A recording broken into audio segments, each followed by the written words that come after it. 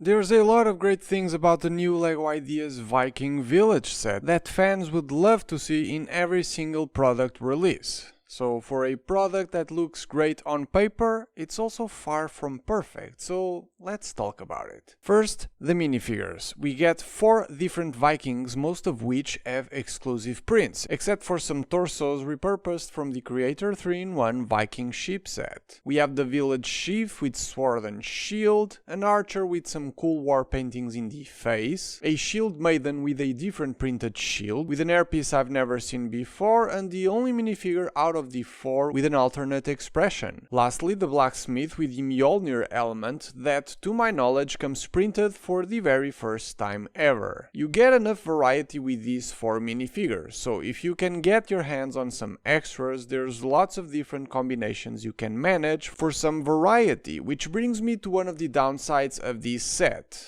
Can you see it when I display them in the village? For a set this size, 4 minifigures is too small a number and makes the village feel rather empty. I would say 6 might have been a better number, though the low minifigure count makes a difference when I tell you how much this costs. But before that, let's look at the main build. The village itself looks great in my opinion. There's 3 distinct areas that can actually be split into their own sections, which in turn makes carrying the build securely a bit risky, so bear that in mind. To the left there's the blacksmith, at the center the chieftain's longhouse, and to the right a watchtower. There's small hints of snow spread out across the model, but just enough for us to get some Nordic vibes out of it. Vegetation is bare with a few leaves here and there, a very wimpy tree at the front and another in the back made with the relatively new fern elements turned upside down for a great building technique. Still, in the back there's not a whole lot to look at except for a cave below the build that leads to the watchtower, supposedly the place where the blacksmith will go to get some ores. The smithy section has a printed stone slab with a longboat and a sea serpent, maybe a reference to the Creator Viking set, and the simple roof on the building can be taken off for a better look at all of the details inside.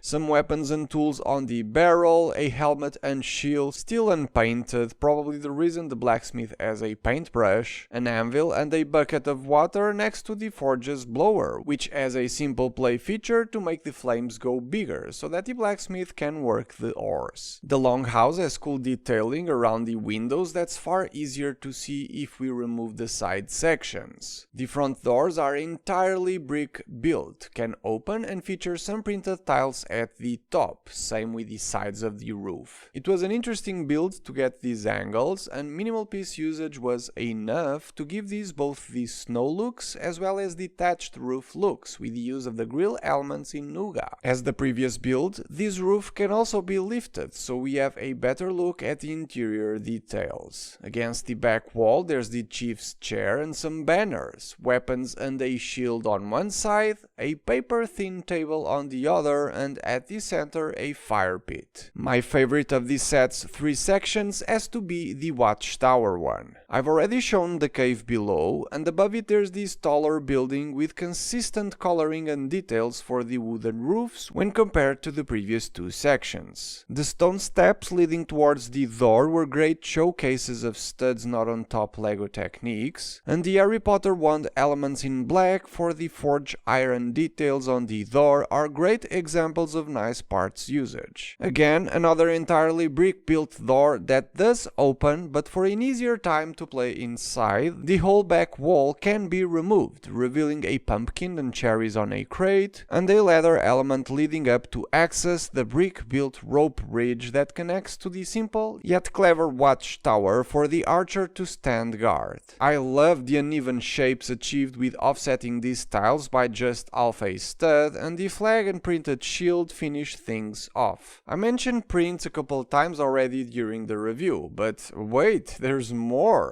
Down here by these barrels that feature a similar styled sea serpent as seen before in the stone slab by the smithy. So on top of having exclusive minifigures, the Viking Village has no stickers whatsoever, but instead printed elements all around, an increasingly rare sighting with new LEGO releases. Prints, if you're not aware, are more expensive expensive to produce when compared to sticker sheets, so that usually reflects on the final price. Considering that and the minifigures, plus the piece count of 2,100 pieces, looking at these numbers alone and LEGO products' overall pricing as of late, if these cost somewhere between $180 and $200, no one would be surprised, right? Well, surprisingly, it's lower. Care to take a guess?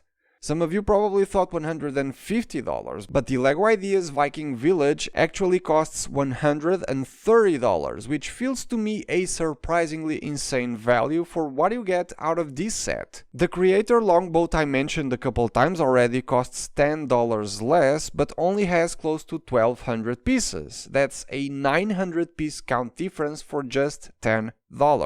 On paper, it does feel like the perfect LEGO set. Exclusive minifigures, prints, no stickers, and amazing price. But as much as I like these aspects of the product, and as much as I enjoyed building it, it feels way too niche to be a successful product for LEGO in the long run. Nostalgia sells, otherwise LEGO wouldn't venture on doing remakes and revivals of classic themes. But are Vikings really that nostalgic and popular when compared to the likes of classic LEGO themes like Pirates, Castle, or Space? Check the Lion Knights Castle review here to see what perfect LEGO nostalgia on a box looks like, or watch this video instead that the YouTube algorithm feels it's perfect for you.